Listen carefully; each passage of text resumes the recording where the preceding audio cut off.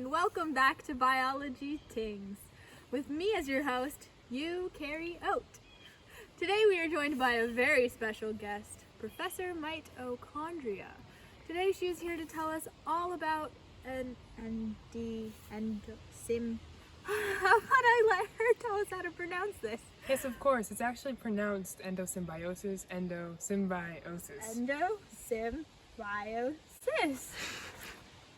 Endo, as in internal, symbiosis, as in an interaction between two different organisms. So it's one of those science words that actually makes sense. Yes, in fact, it is.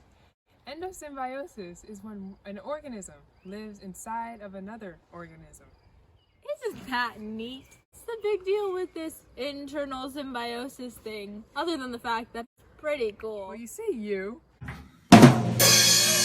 the endosymbiosis theory explains how prokaryotes evolved into eukaryotes. It helps us understand how we now have mitochondria, whereas prokaryotes do not. Ah yes, the powerhouse of the cell! High school biology was some good times, wasn't it? Yes, it was.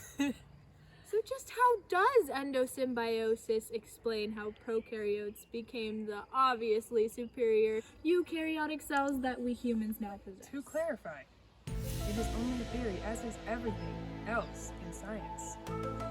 We can never prove anything to be 100% true. But there is some good evidence that this theory is true. The theory is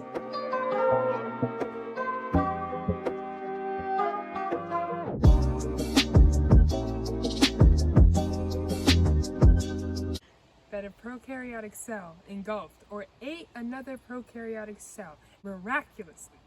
It did not become absorbed into the cell, but instead performed aerobic respiration. And I know you learned about this in your biology classes. Aerobic respiration, which provided energy for the host cell.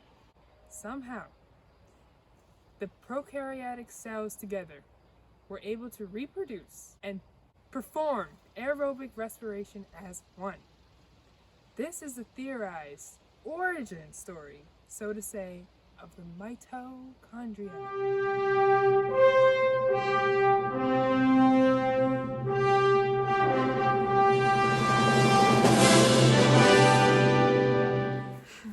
Absolutely fascinating! You said there's some evidence for this theory?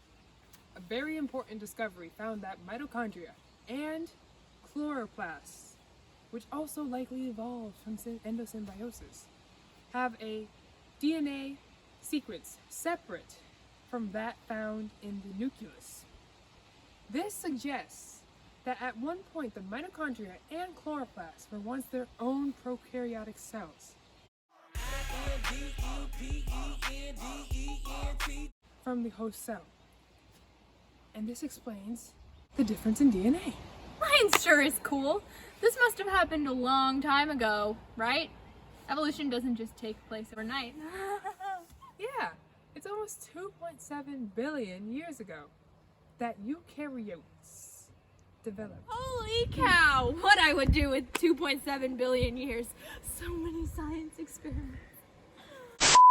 Sorry. I got a little excited.